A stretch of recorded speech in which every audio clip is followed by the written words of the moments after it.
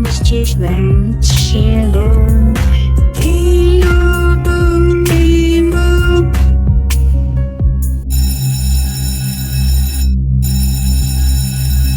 बच्चों, आज रविवार है और आज की ये कहानी समर्पित है उस महान आत्मा को जिन्हें हम प्यार से कहते हैं बापू, जिन्होंने अहिंसा के रास्ते पर चलते हुए पूरी दुनिया को बदलने का हौसला दिया, जिनका जन्म हुआ था 2 अक्टूबर 1859 को और जिन्होंने 30 जनवरी 1948 को इस दुनिया को अलविदा कहा। लेकिन बच्चों, उनकी कहानी आज भी हमारे दिलों में जिंदा है। तो चलिए शुरू करते हैं महात्मा गांधी की प्रेरणादायक और सच्ची कहानी। बचपन और शिक्षा। गुजरात के पोरबंदर में मोहनदास करमचंद गांधी का जन्म हुआ। बचपन में वे शर्मीले थे लेकिन बेहद ईमानदार। उनकी माँ पुतलीबाई बहुत ही धार्मिक थी। उनसे गांधी जी ने सीखा सत्य बोलना, दूसरों की मदद करना और खुद पर नियंत्रण रखना। जब वो 19 साल के हुए तो इंग्लैंड चले गए कानून की पढ़ाई करने। वहाँ उन्होंने सादा जीवन और शाकाहार को अपनाया और फिर 1891 में वो एक वकील बनकर भारत लौटे। दक्षिण अफ्रीका। पहली लड़ाई। अन्याय के खिलाफ एक केस के सिलसिले में वो दक्षिण अफ्रीका गए और वहीं उन्हें ट्रेन से बाहर फेंक दिया गया, सिर्फ इसलिए क्योंकि उनकी त्वचा का रंग भूरा था। उस दिन उन्होंने ठान लिया कि वे अन्याय के खिलाफ आवाज उठाएंगे। वहीं से शुरू हुआ उनका पहला सत्याग्रह, सत्य के लिए संघर्ष। भारत वापसी और पहला आंदोलन 1915 में गांधी जी भारत लौटे और देश भर में घूम कर आम लोगों की तकलीफें समझी। 1917 में उन्होंने किया चंपारण आंदोलन, जहां किसानों को जबरदस्ती नील की खेती कराई जाती थी। उन्होंने बिना हथियार उठाए किसानों का हक दिलाया। ये उनकी पहली बड़ी जीत थी। 1919 रॉलेट एक्ट और जलियांवाला बाग। ब्रिटिश सरकार ने एक ऐसा कानून पास किया जिसमें बिना सुनवाई लोगों को जेल में डाला जा सकता था। इसे रॉलेट एक्ट कहा गया।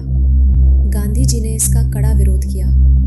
फिर आया वो काला दिन, 13 अप्रैल 1919, जलियांवाला बाग, अमृतसर। हजारों लोग शांति से इकट्ठा हुए थे। तभी जनरल डायर ने फायरिंग का आदेश दिया। सैकड़ों लोग मारे गए। गांधी जी का दिल टूट गया। उन्होंने अंग्रेजों की सरकार से हर उम्मीद छोड़ दी। 1930 नमक सत्याग्रह और दांडी यात्रा। गांधी जी ने अंग्रेजों के नमक कानून का विरोध करने की ठानी। 12 मार्च 1930 को उन्होंने 78 लोगों के साथ अहमदाबाद से दांडी तक 390 किलोमीटर की पद यात्रा शुरू की। 24 दिन बाद 6 अप्रैल को उन्होंने समुद्र से नमक बनाकर कानून तोड़ा और ये बन गया नमक सत्याग्रह, जिसमें लाखों लोग जुड़ गए। 1942 भारत छोड़ो आंदोलन। अब वक्त आ गया था कि अंग्रेजों से सीधा कहा जाए, भारत छोड़ो। 8 अगस्त 1942 को गांधी जी ने ये नारा दिया और देश भर में आंदोलन भड़क उठा। गांधी जी को गिरफ्तार कर लिया गया, लेकिन लोग पीछे नहीं हटे। 1947 आज़ादी का सूरज 15 अगस्त 1947 को आखिरकार भारत आज़ाद हुआ, लेकिन इसके साथ ही देश का बंटवारा भी हुआ। हिंदू मुस्लिम दंगे भड़क उठे। गांधी जी ने दिल्ली, कोलकाता और नोआखाली में शांति बनाए रखने के लिए उपवास किए। उन्होंने दोनों समुदायों से शांति और भाईचारे की अपील की। 30 जनवरी 1948 गांधी जी की हत्या। बच्चों, ये कहानी जितनी प्रेरणादायक है उसका अंत उतना ही दुखद है। 30 जनवरी 1948 शाम के वक्त गांधी जी प्रार्थना सभा के लिए जा रहे थे। तभी एक कट्टरपंथी युवक नाथूराम गोडसे ने उन्हें 3 गोलियां मार दी। गोडसे को लगता था कि गांधी जी मुसलमानों के प्रति ज्यादा नरम हैं और उन्होंने पाकिस्तान को पैसा दिलवाने की सिफारिश की, जो देश हित के खिलाफ था।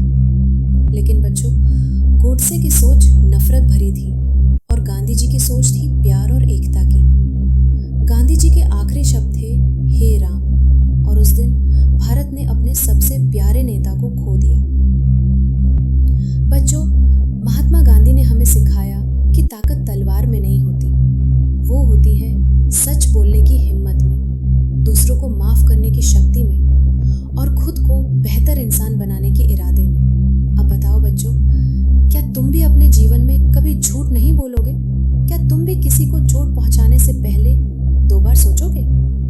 यही गांधी जी का सपना था, एक ऐसा भारत जहां हर बच्चा, हर इंसान सच्चाई और प्रेम से भरा हो। फिर मिलेंगे एक नई कहानी में, तब तक के लिए जय Hind. Each man's end. Med den simmer bare tog et skin til Jesus.